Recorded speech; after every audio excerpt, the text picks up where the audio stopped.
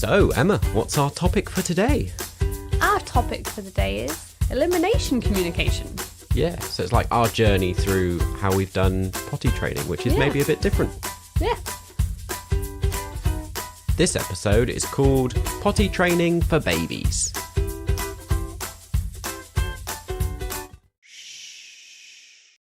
It's us again. We're here to chat about babies and toddlers and, of course, parenting. And you join us here in the imaginary blanket fort. Come and take a break and discuss topics with us, with other parents all around Yorkshire and beyond. And we're not here to provide answers, but to share our experiences, explore how parenting has changed, and just generally build a kind of supportive community through this podcast. We have a 2.5-year-old daughter, and she's occupied, off having fun. And so it's time to have some fun, honest, unscripted conversation between me, I'm Elliot, and my wife, Emma. Say hi. Hi. I was going to say, I'm Emma, but you've already said that. I said your name for you. Yes. This is Emma. Little factoid. Yeah. I'm the one who's the morning person who gets up and occupies Lily first thing when she wakes up. Yeah. And I'm the night shift. Night shift worker. Yeah. At any point during the night, I'm on call if Lily needs me. Yeah. That is our roles. There you are. That's how we split some of the duties in our house. Yeah. It's parenting achievement time. So it's the time for us to share what level of parenting we've unlocked, whether it's a parenting fail or just a shareable moment that's a funny story or very relatable to other parents. What are we sharing this week? Oh, we had a recent story we thought we could share. Was it this past weekend? Or? Yes, last weekend. Oh, it's been a long week. It has. Oh. So get distracted already. So at the weekend, we went to your parents' house to celebrate your dad's birthday. Yep. And as part of the celebrations, we had an evening activity. A ceilidh. Yeah, went out to a ceilidh. If people don't know what that is, it's Scottish dancing, but it's basically... It's a barn dance. Yeah, it's barn dance. Anyway, it's one of those typical moments which I think probably is relatable across the spectrum of ages, whether you've got a baby or a toddler, that it was just kind of an awkward time. Yeah. Like, it was an evening thing where Lily was meant to be going to bed, and it was like, what do we do? But it's a special occasion. So and she had a nap, so we were like, oh, maybe she'll be able to stay up a little bit later. Feels like we needed to make an effort. Baba said, this is not a sensible idea. It's a bad idea. I was the stubborn little thing that was like, we should stick to Lily's routine. We should not try and force her out of the routine. And I was like, but we're going to see everybody and they want to see Lily. They want to get a chance to see her. And Emma convinced me. She was like, she's had a nap. She'll be fine. She can stay up a bit later. Yeah. So we headed out at like 6:30. Yeah. And actually, to begin with, she was very into it. Yeah. She was running around on the floor. Dance floor, yeah. Yeah. Lily might be able to spend half an hour to an hour here and then she'll go home and sleep. I didn't account for the fact 15 minutes would be taken over the play. Yeah. So, and they started like 15 minutes late anyway. Yeah. It was just very relaxed. They were like, oh, we'll let people arrive. Which and was then we'll fine get for going. everybody else because nobody brought children. Yeah. That might have been a giveaway when we arrived that no one else had brought children. This is true. So actually the first dance, there was about like 20 to 8. Yeah. And you just carried her around. I just carried her around and she looked miserable. To get into the meat of this story, which is... We've done too much setup. Yeah, that's the setup, really. At that point, I was like, Lily is just flagging. I said to her, do you want to go home? And she was like, yes, go home, dodo. I was like, great, we're going to go home. Yeah. So I was like, I'll take her home. This is Emma's event, Emma's family. She can stay. She's the one who's really into dancing. If you know me, I'm not a dancer at all. I can do a ceilidh, it's fine, because they tell you what to do. Yeah. But so I was like, I'll take Lily home, which again, in hindsight, debatable if it's a good idea. Yeah. Lily's very clingy with Mama. It was a very generous idea. Yeah. Well, yeah. And this is where my stubbornness kicked in. I was like, I will take her home. I will let Emma have fun. I'm going to be a good dad. I'm going to be like, no, I'm not pestering her with my problems. Yeah. So I took her. Already she was upset leaving. She started crying because she was like, why are we leaving Mama behind? Why is she staying here? And Grandma and Granddad were there. She's like, why are we leaving them behind?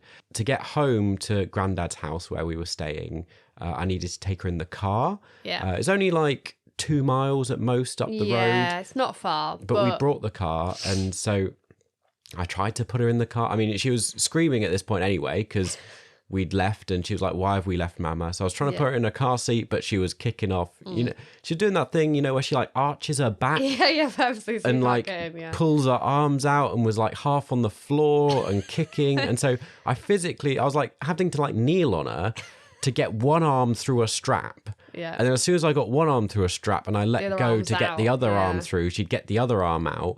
So I was like, this is not going to, even in the unlikely situation, I get her into the car seat. She's going to get her She's arms going to get out. out in like 5 seconds while I'm driving, which is a bad idea. So I was like, what do I do? So I was like, well, I'm stubborn. I'm not going to pester Mama. So I'm going to walk home with her. I was clueless at this point. I was doing a dance with Dad. And then from my point of view, it was about, I don't know, 20 minutes something later. I looked at my phone and I got a message saying, you might have to come home soon. I've had to walk back with her. And I was like, walk back with her? And then we heard the news, we can't find Bingo.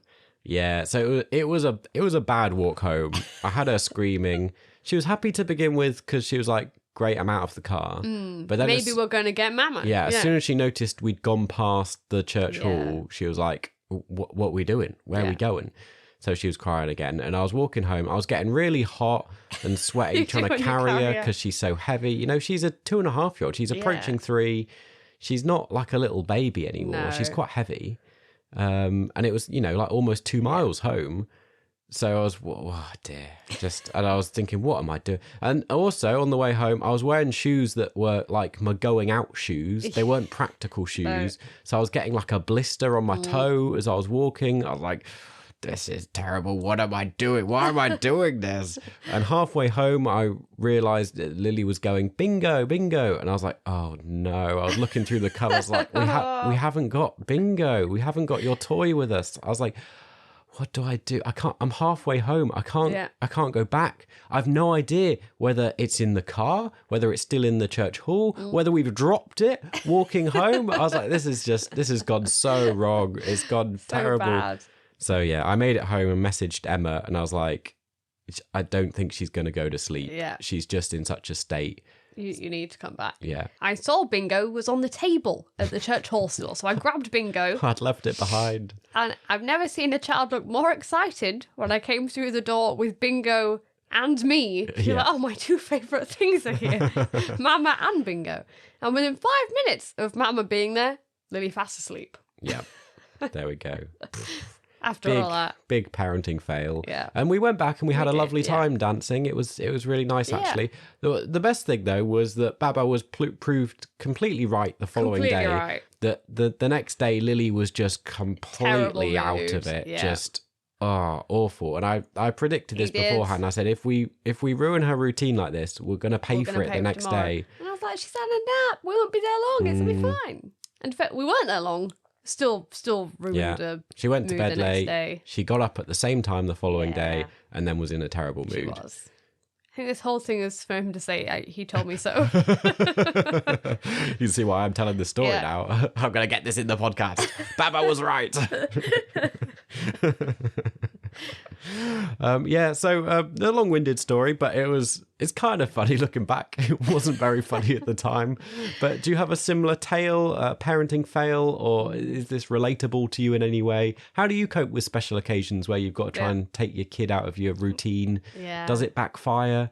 Or are your children just happy to be flexible? Children are just more chill. Whereas Lily's very into her routines. Yeah. Plus and a minus. Yeah.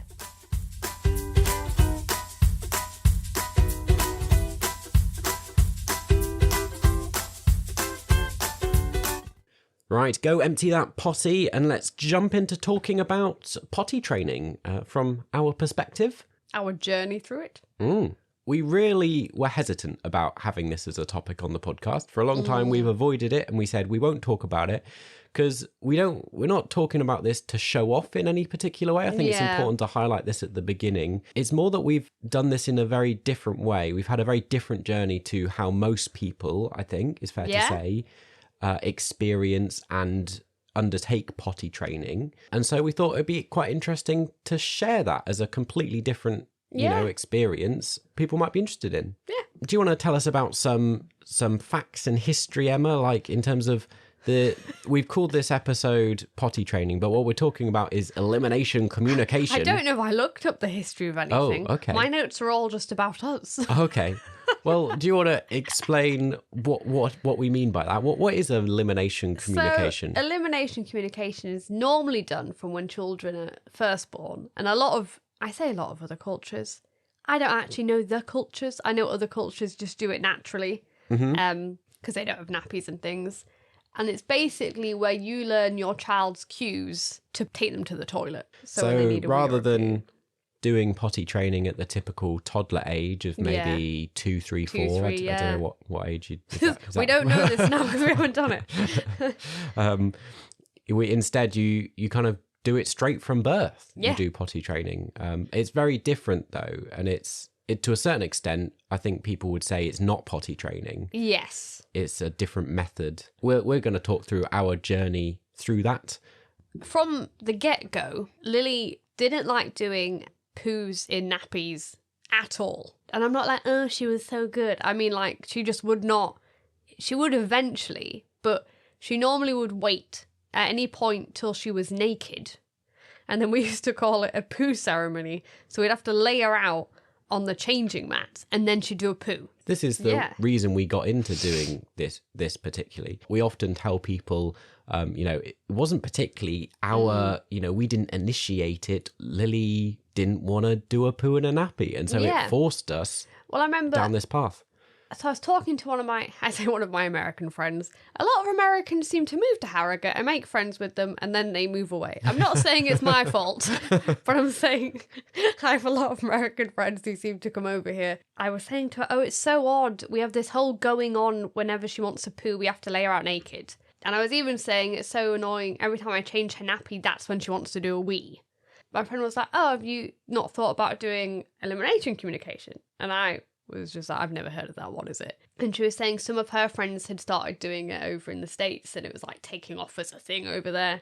So she basically I think sent me a YouTube link for me to look at what it was and what you did. And then I was like, hey, you know what? It might actually be a good idea to not lose this skill of her wanting to wait and actually doing it now. Yeah. So that's kind of what inspired us to start, because we'd never heard of it before. Yeah, we'd never heard of it before. And similar to, I suppose, some of the other styles in our creative play episode where we talked about Montessori and Waldorf styles of education and things, it's similar to them in the way that it's actually both a really old thing and a really new thing. Yeah. So I was looking up, apparently the term elimination communication was coined by a writer in around 2001.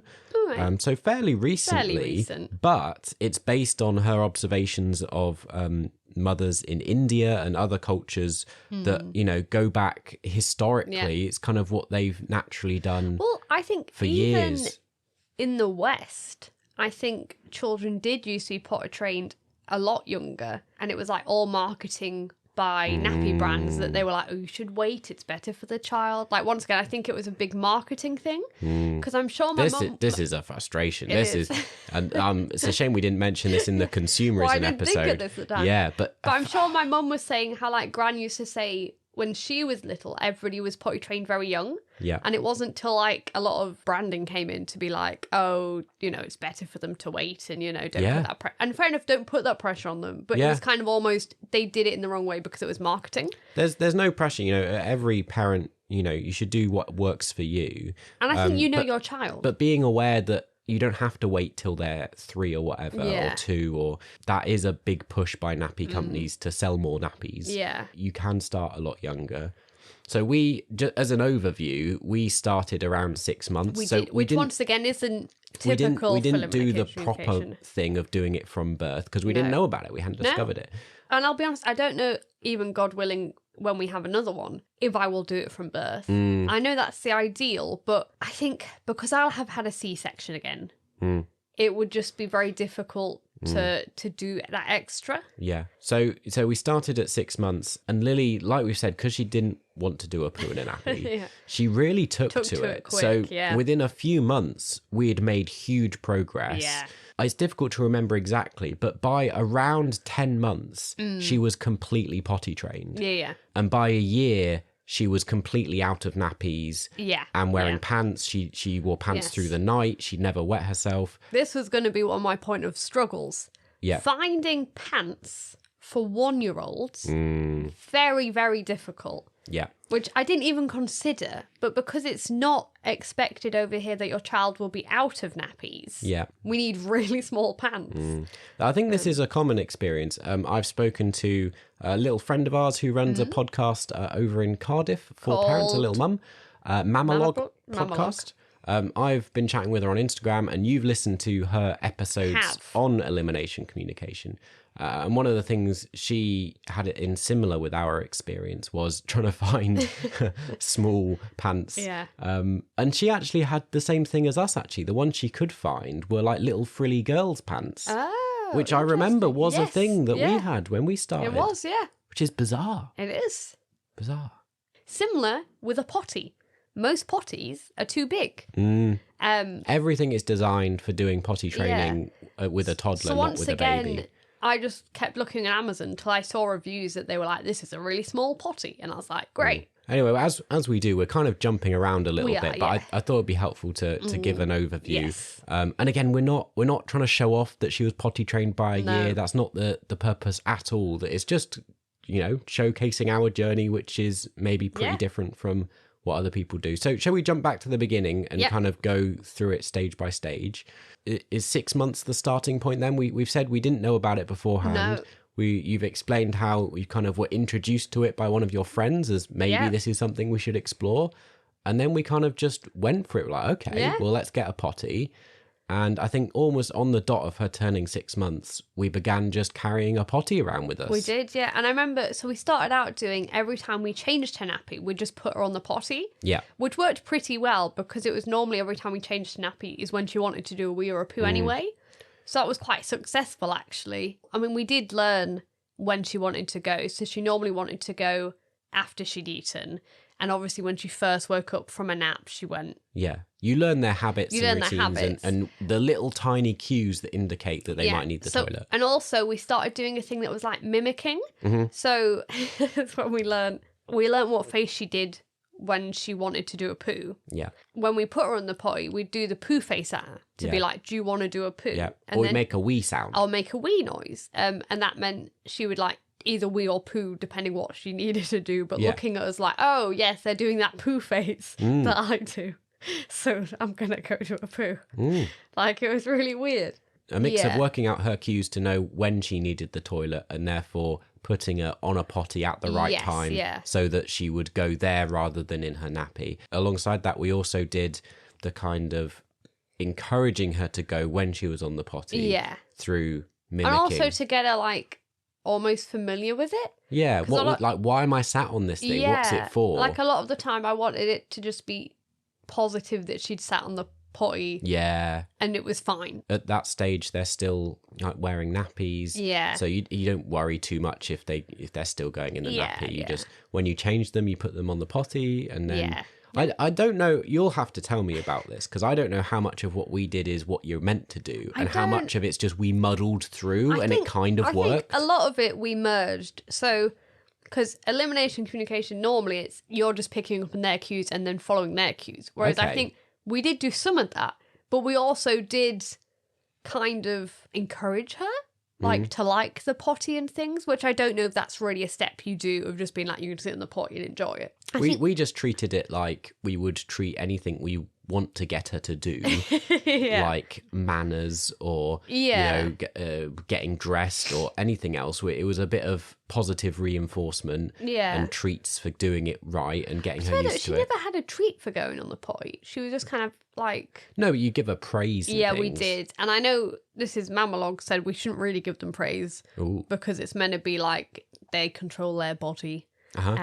Which is fair, but we didn't know that. We were just like, great, you've done a poo or a wee. We definitely don't do that now. Like, No. we very much are like, it's bedtime, you are going to the toilet. Maybe we don't have the best advice. Again, we're just sharing our experience. It's not necessarily a blueprint of this is the best way to do things. Yeah.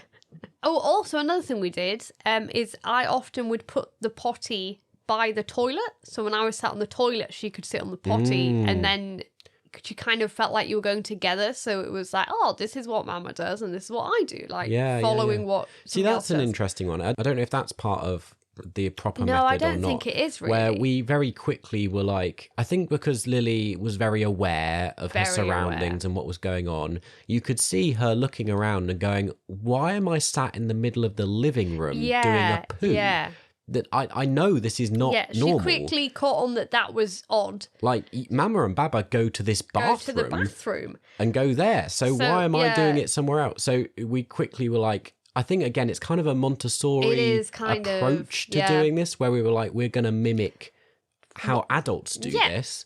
So we'll put it in the bathroom. And she did like then, because I'd sit on the toilet too. She's like, oh, this is what we do. We come in here, we sit on the toilet. That's, this is what this room is for.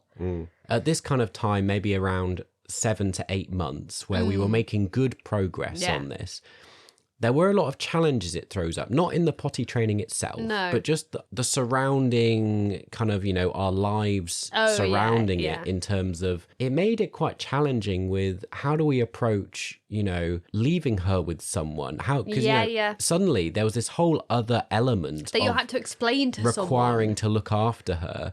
Her routine. So you're like, oh, about, I don't know, however many minutes after she eats, that's when she wants to go to the toilet. And it's really hard because you can't impart all that wisdom. And the little cues that she gives that she needs the toilet, it's very difficult explaining. Her poo face. Yeah, very difficult explaining that to someone, or to say like, because it's not like she needs the toilet at a set time every day, because that's ridiculous, They're not going to do that. But there are kind of cues around, if she's drunk at this time, she will potentially need the toilet then. This is around the right amount of time. She's had a nap, she's probably going to need the toilet when she wakes up. Yeah. But trying to impart all that knowledge to someone else. Yeah, difficult. Yeah. So I think it did make us less able to have other people look after her, especially for long periods of time. Quite difficult. And it made you a little bit nervous about it, because we were keen that we made progress with potty training. So you didn't want her to wet herself.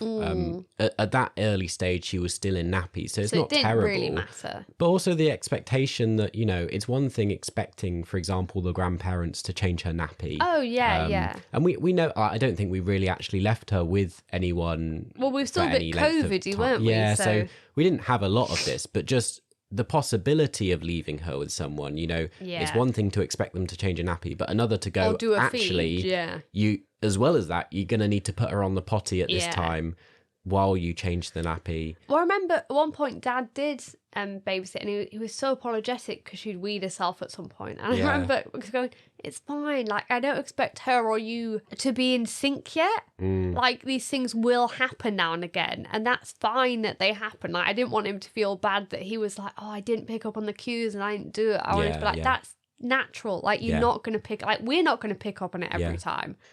So then progressing on, I would say one problem we did have was that she started getting more rashes with her nappies. Oh, yeah. And that's when we kind of really started wanting to stop putting her in nappies. And I think it's because she was so used to not wearing them that when you did, because at first we would still put her in one at night because we couldn't, Yeah.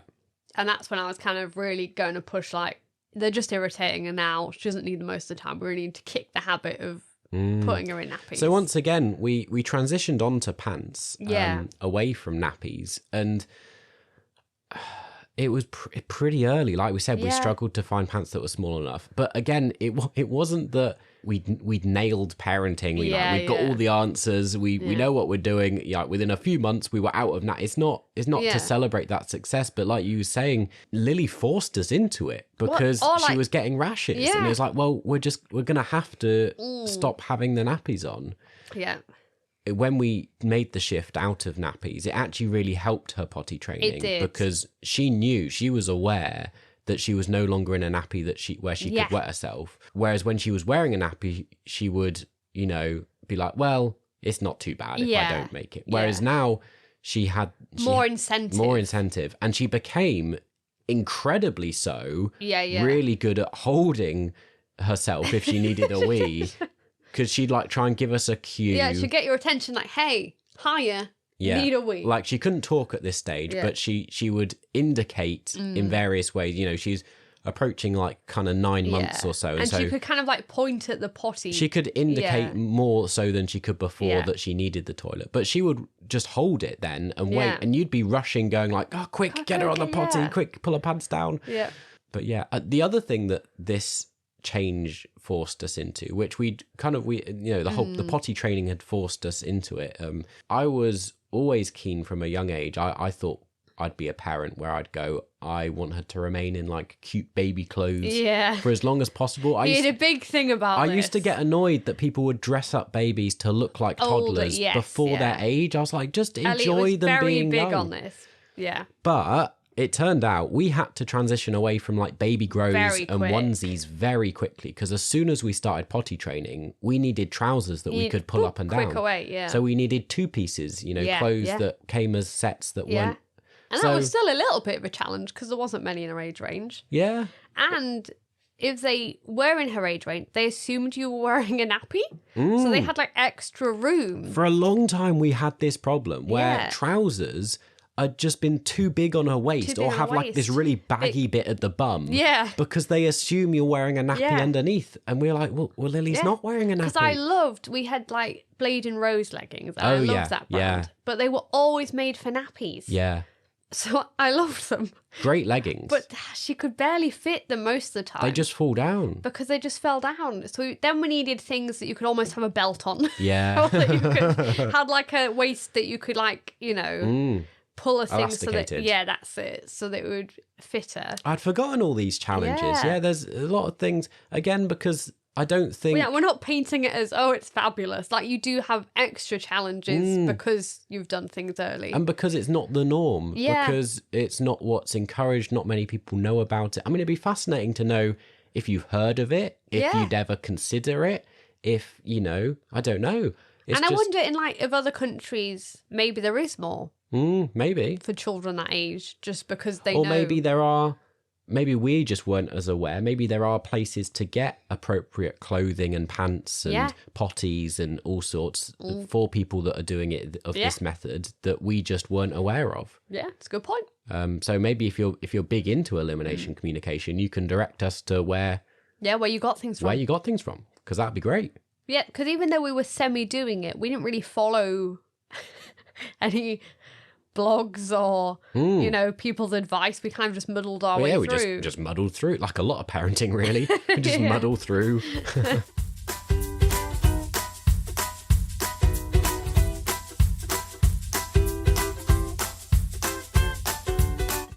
New for this series of Don't Wake the Baby, over on our website, we've got a resource there to share with you. I've mentioned it before, but just to remind you, if you're looking for a baby or toddler group around Yorkshire, particularly North Yorkshire, North and East Yorkshire, then we've got a big list of different groups and activities for babies, toddlers or young families that are hosted around the area in Methodist churches particularly, because that's what we're associated with and we have a connection with the Methodist Church. And so we've compiled a list of places that we would recommend that, it's just there for you to check out if you're interested in finding somewhere to physically take your child or occupy your baby, or a mums and tots group to meet with other parents, a messy church to do some craft and creative activities with the whole family, whatever it might be. Go take a look if that's of interest. I hope it's of valuable resource to you. As mentioned, we're part of the Methodist Church, and as part of that, this podcast is supported by and in partnership with the Kairos movement, which is a network of projects, a bit like this podcast, doing all sorts of various things around Yorkshire. We're kind of people who are exploring faith in various different ways, and that's where we get our support from. There's maybe other projects within Kairos that might be of interest or value to you, so if you want to check them out, have a look at the web page. But if not, just enjoy listening to the podcast. That's absolutely fine. We'd love it if you would get involved more with our community here. You can do that through YouTube in the comments, through our social media on Instagram. Both of those are at don'twakethebaby_podcast. Or particularly if you want to chat directly with us and other parents, join our group chat on Facebook, linked with our Facebook group, and you can, have a bit more of a personal communication and connectivity with other people, the mutual support. That's the idea anyway. That's what we're going for. So that would be great. If any of those things appeal to you, do get involved. We'd love to hear from you. If you send us a message, we'll always reply and get back in touch with you. To be honest, not many people do message us. We're a pretty small little podcast that's growing. So we'll always respond and be in touch with you, me or Emma. Yeah, that's great. If you want to learn more, click all the links. All the links are down in the description, in the show notes. Just scroll down, find them there. While you're there, click some of the buttons, share this podcast with other people, with other parents you might know. If you want to have a reminder of that link, then I'll say it again as I do every episode, probably for no reason at all, but it's www.kairosmovement.org.uk/Don't Wake the Baby.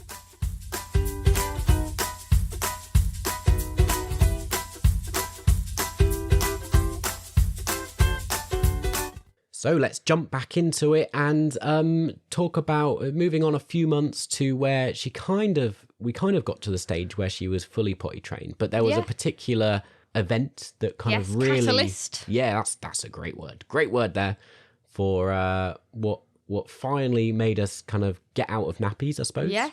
So we went on a holiday to Crete. I think it must have been the first abroad holiday we'd done with Lily. It was. So it was a big ordeal. Yeah, big occasion.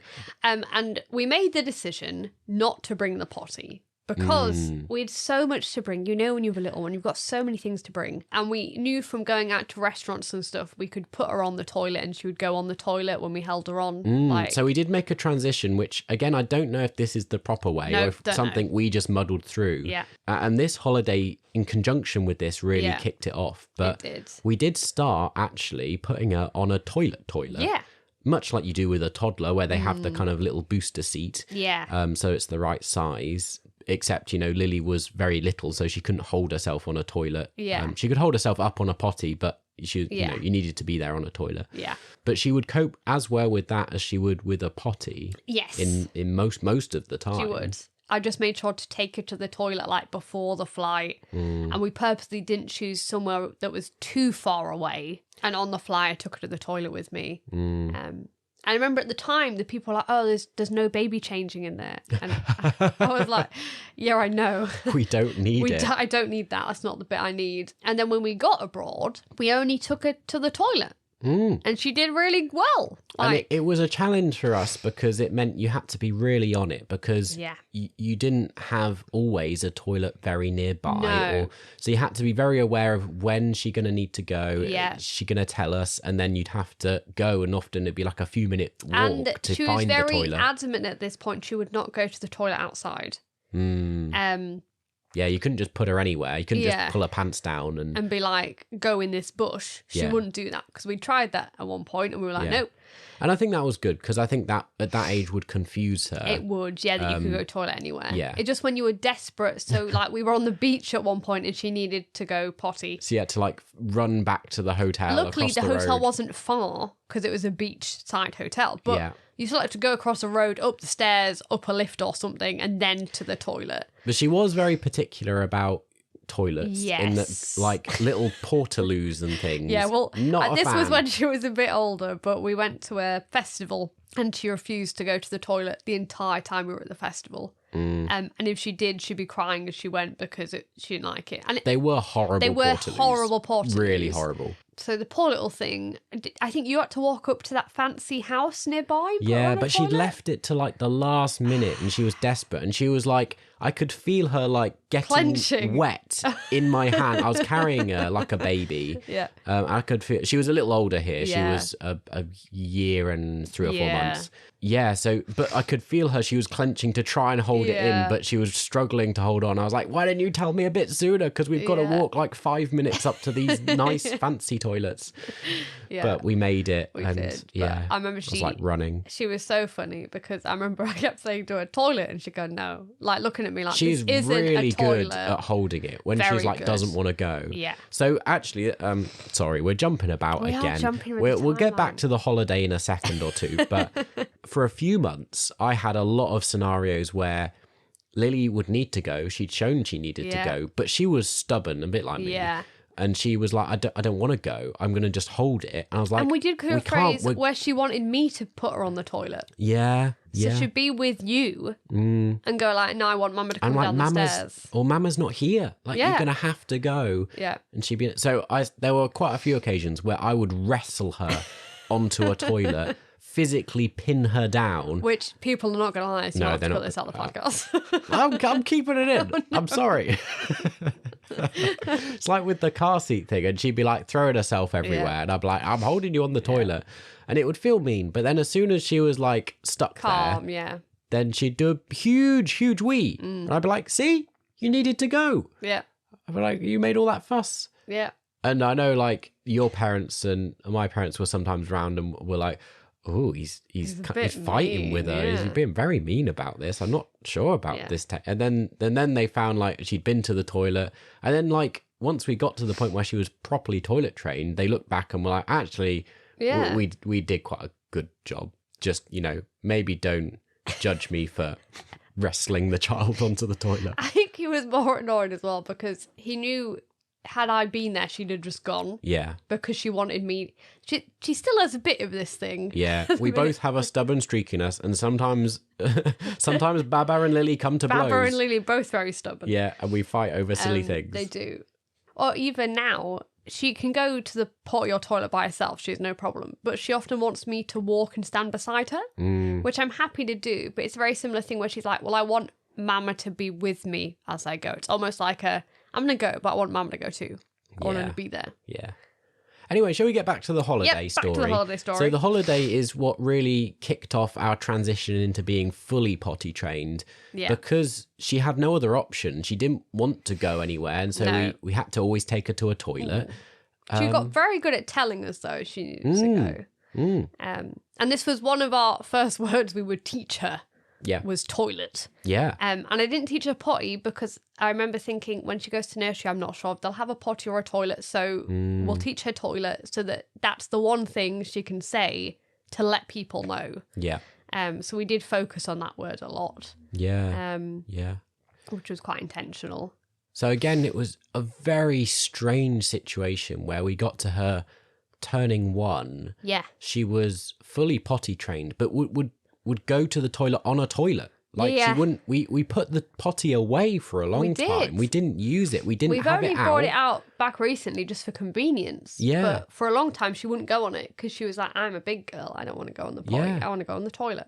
So like she'd be in pants. She'd Yeah. sleep through the night, and she would just tell you when she needed the toilet, and you'd take her upstairs to the toilet, and she'd go to the toilet. And Yeah. it's incredible, really. We got to that point, and we were like, this has been worth it. Like, Yeah. it's not actually taken that long, but And in a lot of ways, I'm not saying it's not a lot of work because it is. it was a lot of work. But because she wanted, as in she didn't want to go in a nappy and she wanted to potty train, I think it was a lot easier going than if you have a child who doesn't want to. So like a lot of my sisters, they have boys and they said they could not have cared less if they were dirty or clean. Yeah. Like to them, it was just a chore going Yeah. to the toilet. I think this is a common trend. It's not necessarily a fact Yes. of life, but it is a trend that girls tend to be slightly better at potty They training do, than boys, yeah. or slightly quicker at potty Quicker, training. yeah. I would say that's true. But that is all at the age people normally potty train. Yeah. Maybe if you do it younger, maybe boys don't have as much Yeah, difference. maybe. Who knows? But yeah, I just remember my sisters saying their sons had shown no interest. And it's really interesting that my sister Kirsty, her little girl, already very similar to Lily in that does not like being wet. It is interesting that we've inspired a few friends actually Yeah. to have a go at doing this, and not. It's funny that they're following our tactic of muddling through from about 6 months or so, Yeah. rather than doing it quote unquote properly I know. from birth. But do whatever you like. If we've encouraged you to try it a bit earlier than you might have done, that's great. Good. I mean, we've had fluctuations where we've since then gone up and down. We've had the typical thing of having accidents in the middle of the night and having to change bedding. We invested in some of those mats to put on top of her, like waterproof like sheets to save the bedding from getting wet. So we've been through some of the more typical stuff that toddlers go through, but by no means have a similar experience at all, really. Yeah. And it was very irregular, if that makes any sense. Especially now, I can say it's so rare we've ever had an accident recently. And I think that's, one of the things that was interesting about this whole journey is even now, and we're a long way, we're now at the age where most kids are starting to potty training, or some people are potty trained. And I still feel a little bit guilty when I go, oh yeah, she's fully potty trained. We don't have accidents. But imagine that when we were at 1 year old. Yeah. And I was very nervous to tell people like, oh yeah, you don't need to change her nappy. She'll go on the toilet. She's completely potty trained. She'll tell you. I almost felt guilty that we'd been successful, and I didn't want to show off. I didn't want to be like big headed. Well, I remember I was at Busy Bees. Oh yeah. And I remember I was in the sensory bit, and it was Lily who was one, and some other little, because it's for like babies and young toddlers, that area you're in. Yeah.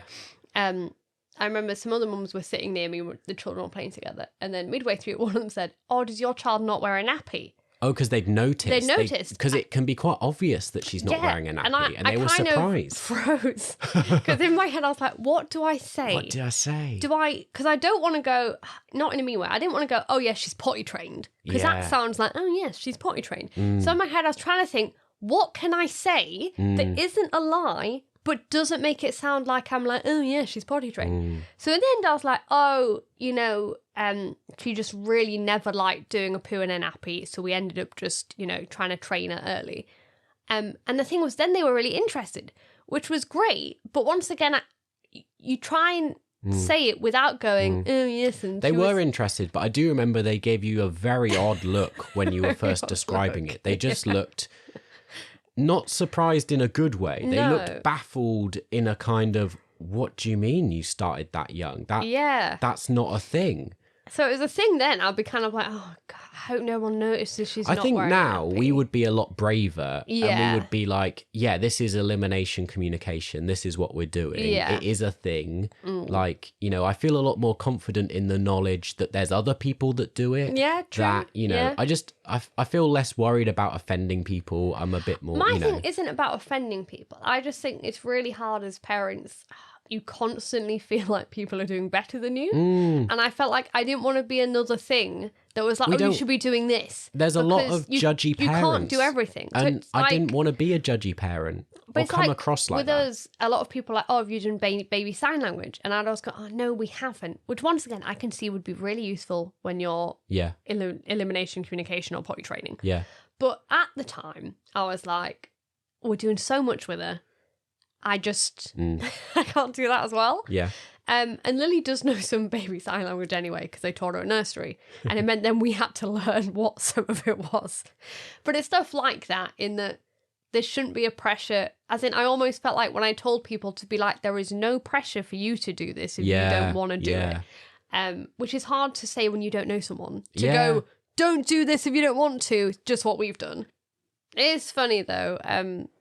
This is for people listening. My sister in France, her little boy, Nassi, because Lily was trained early, he was really putting his brother under pressure because Lily was younger than him. And I remember on, we were FaceTiming, well, not FaceTiming, WhatsApp video calling. And he'd go, come on, Isaac, look, Lily's on the potty. You should be going on the potty. And Becky was trying to explain, like, people do things at different ages. But I think they did eventually potty train slightly early just because Nassim was so adamant that his brother wouldn't get behind.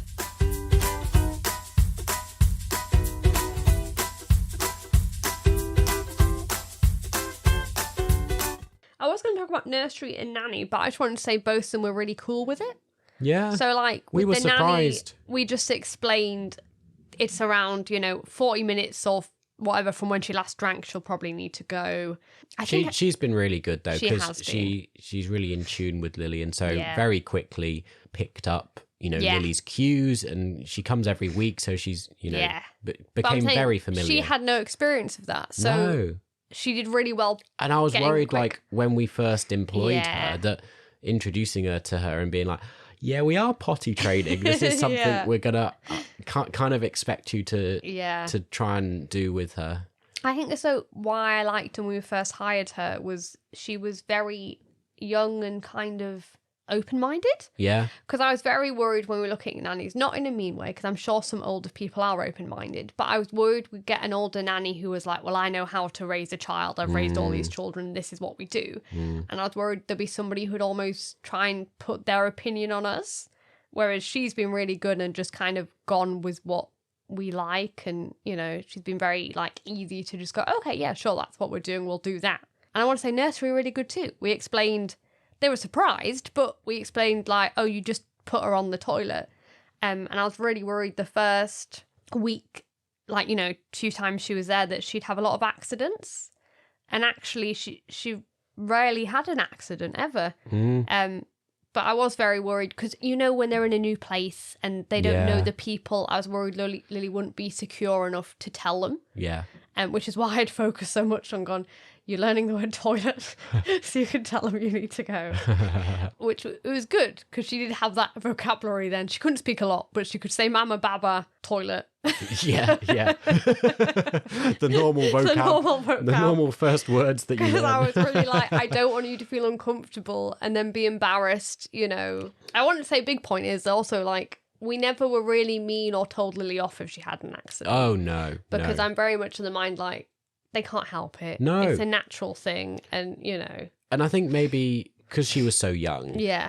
I never felt like we should tell her off because you're like, of course she doesn't understand. But maybe that is more difficult with an older toddler where you're like, come on, you should understand this now. I know you should be able to from grasp my this. sister Laura, she said one of her children was plain laziness. Yeah. And that she'd go, do you need a toilet? And he'd go, yeah. And she'd go, well, are you going to go? And he'd be like, no, I'll go in my nappy. And she was just looking at him but you know you need to go. You can physically go. But you just look at me and but that's a lot of work. And I think this is, we've said about some of the challenges of doing this method and been a little bit apologetic about how we managed to go through this journey. But I think there is something to be said of, promoting it as a good way to look at maybe doing it, because you do eliminate some of those challenges down the path. You do. That being potty trained that early, it does open you up to, you don't have to buy and have nappies all the time. Saves you money. That's good all for the good. environment. Good for the environment. There's a lot of positives in that regard. And it also means as a toddler, you don't have the whole challenge of potty training, which in a way is almost harder, I think, from hearing some of the stories of people trying to potty train toddlers. I think it's also, we didn't have to go through the phase where they wouldn't want a nappy change. So a lot of my sisters, they've had stories of where they've had to wrestle the child to the ground because the child doesn't want their nappy changed and it's full of poo or wet or... Because they're aware and they know what they want. They're of an age, whereas we... And they're at a point where they're like, well, I'm playing. I don't want to stop right now. Whereas Lily's grown up, and to a certain extent, we did this during a phase of her life where she was becoming aware. Yes. And so it's all she's ever known. Yeah. She doesn't know, she can't remember a time where she used to go in nappies particularly, because she's always gone on a toilet in her memory. And so I think a lot of some of the methods for dealing with potty training toddlers, it's a trial by fire. You kind of have to go, right, it's a bit like dummies, isn't it? It is, yeah. Sometimes you just have to draw a line in the sand and say, we're just going to take the nappy off and we'll have to deal with accidents. Yeah. But we didn't have to kind of do that. We could do it slowly over time with a younger child. And we did manage it in a fairly short space of time. But that it doesn't mean that other people have to. No. You could start very young and just take your time with it. Even they said just getting the child used to the potty as a positive thing. So maybe not fully having them trained. Or fully elimination communication, but having a positive association so that when they get to the age where they start potty training, it's not a brand new thing that they don't know and it's cold and they don't like it. Yeah. It's this is a potty. I'm kind of used to this. It's not unfamiliar. Yeah. Which I think is quite a nice middle road if you're going to go down that route.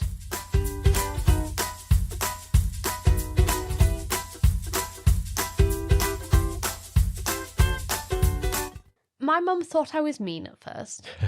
But I did explain, like, otherwise I'm going to have to, for the rest of her time before we potty train, I'm going to have to lie her naked on a mat every time I want her to do a poo mum. That's a bit ridiculous. And like you said, then once she was 1 and potty trained, Mum would be showing off to my daughters, doing the opposite to what we were doing. Yeah. The grandparents love to show off. You do. Be like, our granddaughter is potty trained. She can drink from a cup. She's eating great. Blah, blah. Yeah. I'm like, you don't need to show off to and make other parents feel guilty. Yeah. I know you're very proud of your grandchild. Because I was like... I think this is a good, example of where parenting has changed a lot and moved on. And a lot of us, I suppose, not necessarily new methods. A lot of these methods are very old, but we try different stuff to what our parents do. Yeah. And in doing that, we sometimes find we don't have the support around us in the ways we would like to enable us to. And I think part of that's what this podcast is about, is providing a network of support for people. Yeah. So if this is something you want to try, we're here to support you. Yeah. If there's other things you want to try or other ways, or if you're more of an expert than us, let us know what we should be doing. We are by no means experts on it. I'm sure you can tell from the podcast. Because I'm sure a lot of people would say what we do isn't elimination communication. Yeah, we probably and I'd got say, it wrong. Yeah, it's probably 50-50. Like it was, I think we started and then we just started making up what we were doing. We love to make up parenting as we go along.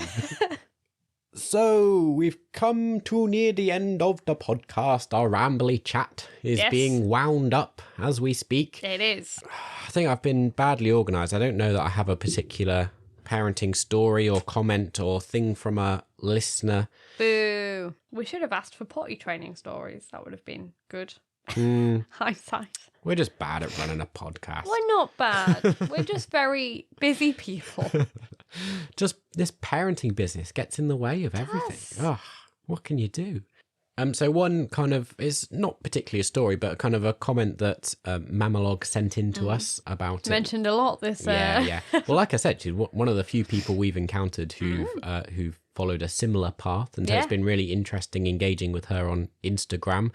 Go check out her podcast if you're not already. She's got a whole episode about her journey with Elimination Communication. But one of the things she recommended that she got more into it and found out more about it is a thing called Go Diaper Free, which she found really helpful in giving tips and different, resource and support to That might be where she said she got the potty from. When I was listening to her podcast, she was saying she got a special potty, which I do think, she said it like, boys and girls, but I do think it was helpful for boys because, we haven't had this experience, but they can just pee straight up in the air. Oh, yeah. Yeah, I'd not thought of that. And I know they say girls can, but we've never had that experience. No, yeah. So they've like something to kind of shield it. So like, clever. So it still goes back in the potty. Yeah, very good. Which is a fair point. Yeah. But go check that out. I follow them now on Instagram, Go Diaper Free, and give lots of good little things and encouragement as well to keep going, that actually you can start anytime doing this. I think that would be my thing. We didn't do it from birth, and it actually still went really fast. And I'm not saying it was easy, but I think it is easier than potty training later on. So if anything's a takeaway from this, don't follow or believe the nappy companies. You can do potty training at any time, literally from birth onwards. You can give it a go and see how you get on. And if it's not going well, you can stop and start. Don't feel under pressure to just steam ahead. Well, it'd be great to hear your thoughts on this episode, how you found it. It's a bit of a slightly different one from us, being a bit brazen with our topic, but previously, some of our more controversial topics have been our more popular podcast episodes, so it'll be interesting to see with this one. But thank you so much for listening and joining us today. We'll hear you next time for a different topic when you can come back and listen to Emma and me ramble about something else. That's all from us today. Goodbye, God bless, sleep well. Don't wake the baby.